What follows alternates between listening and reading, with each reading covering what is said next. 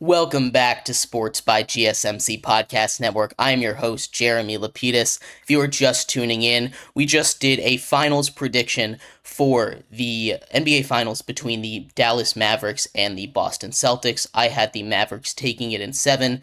We'll do a deeper dive into that series just a couple days before it kicks off, about a week from now. So maybe next Friday, we'll do another deep dive into that series.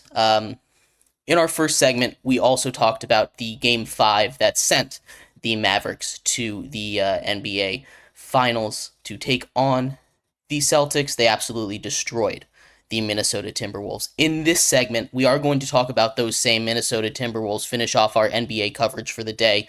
We're going to talk about the Timberwolves, where they go from here, if they can repeat this success in future seasons, and what really a future outlook map for them kind of looks like. But before we do, remember that if you would like to be an even bigger part of the show than you already are, all you need to do is go to gsmcpodcast.net. Leave a tip or donation with a message in it. That message should pop up on the bottom of the screen for you, me, and everybody else around the world to see. If you do have a burning question about sports, anything at all, go ahead and leave it in the chat. I will get to it as soon as I possibly can. I appreciate all of you for sticking around and talking some sports with me on a beautiful Friday afternoon.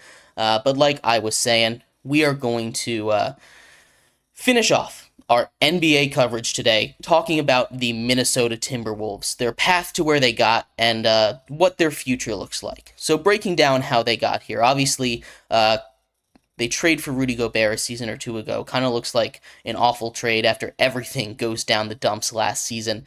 They rebound this season, look more like the team we expect them to. Anthony Edwards obviously has his coming out party in the playoffs, takes them all the way to the Western Conference Finals. I talked about in previews before how this is the first time they won a playoff series since the Kevin Garnett era, nearly 20 years ago.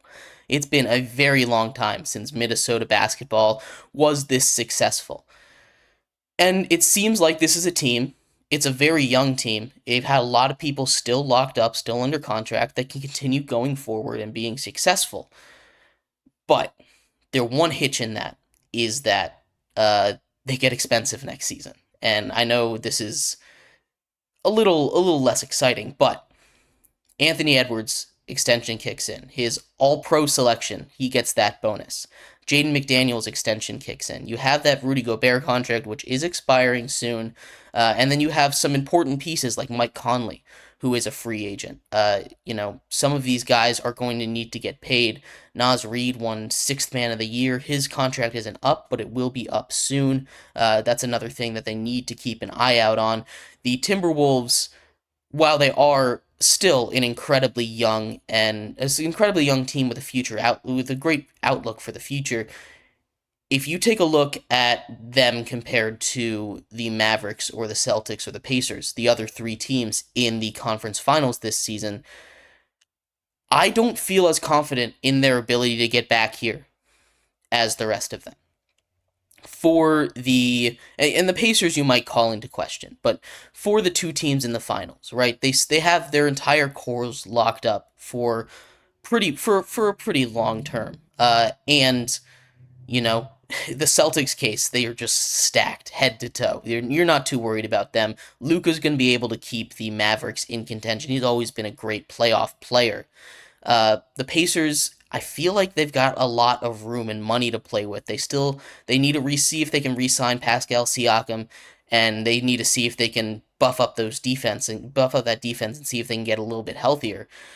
But I feel like they might have a easier path, especially in that Eastern Conference, to the conference finals yet again than the Minnesota Timberwolves, who, even if they are able to perform at this level again next season, not only does it get expensive, but you also then have tougher competition coming back. They're going to have the Nuggets again. The Spurs are coming up. The Mavs you're going to have to deal with. These teams that are the Thunder are still there. They're only going to get better. These are just some of the teams that made the playoffs this year.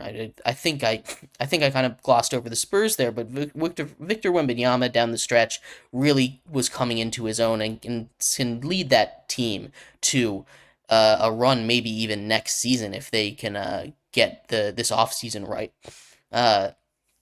But this Wolves team has a lot of big questions to fill. Like Rudy Gobert, for even though he won that fourth Defensive Player of the Year award, uh, is it worth keeping him there for the long term future? Right. Uh, his contract, he signed a 4 year deal. That ends. He has a player option after next season. Uh, and then he's an unrestricted free agent.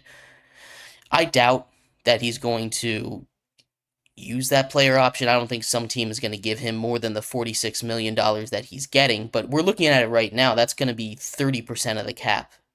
He's going to make 31% of the cap, and that's a lot of money to go into a guy that is an offensive liability on one end. No, he's great on defense, and he's a great regular season player. We saw in that series he was kind of even a little bit of a liability on defense against the Mavericks, right? He they kept throwing alley oops over him, and I feel like that's kind of his whole job to stop that. Lively and Gafford were able to make those back cuts once he made that step up, and honestly, the Timberwolves were not able to come around and defend that, which really sucks for a team that has built themselves around defense and around having the ability to have this elite defense overall. They need a little more on offense, and whether that's going out and getting some 3 point shooters to fix that efficiency problem, which really was the reason they lost a lot of these games, or the answer is uh,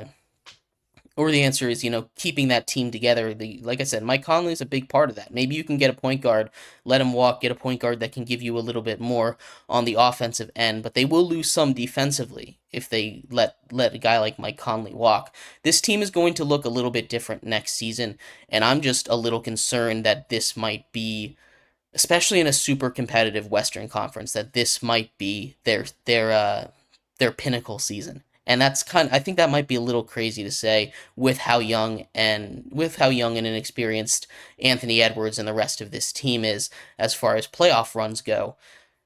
They'll learn from this mistake. They'll learn from the mistakes they made in this postseason, and postseason experience is an important thing. But Cat as your number two, I don't think he can really be trusted in the playoff games with how inconsistent he is. And I think Cat's a great player. He has the ability to go for 60 on any night, but also he makes some boneheaded plays on the court. I've seen him make some of the stupidest decisions in these entire postseason, and he's not really at that age. I know Anthony Edwards made a couple of bad decisions, especially down the stretch in this series. But he's super young still, so he has a little bit of that excuse. Karl Anthony Towns has been in the league for quite some time and doesn't really get that benefit of the doubt anymore. He shouldn't be making some of these decisions that he is making. So he doesn't really strike me as a guy that can continue to be a number two option on a championship team, as good as he is. And he has the potential to be that. But if you're leaning on him every single night, you just can't depend on him to always show up and always be there for your team when you need him to be there the most. So I am a little concerned about the future of this Timberwolves team. Now it's not all doom and gloom. They're going to be good. They're going to make the playoffs. They're not, depending on how much the salary goes up, they're not going to be in too much money trouble, but they're just not going to be able to add too many players because they're kind of skirting the line with going on into the second level of NBA NBA contracts, the way that the cap works. But we'll see what happens, how much the cap goes up if they are in that second echelon. But we're going to move off of basketball here, move into the world of hockey. We've got a hockey game tonight. Game 5, the ever-important Game 5 in a 2-2 series between the Dallas Stars and the Edmonton Oilers, as well as breaking down the Game 5 that happened yesterday between the New York Rangers and the Florida Panthers. That saw the Florida Panthers take a 3-2 lead on the road in the Garden. So we'll take a look at both of those games. little preview of the weekend in the NHL. So stick around for that. We will be right back here on Sports by GSMC Podcast Network.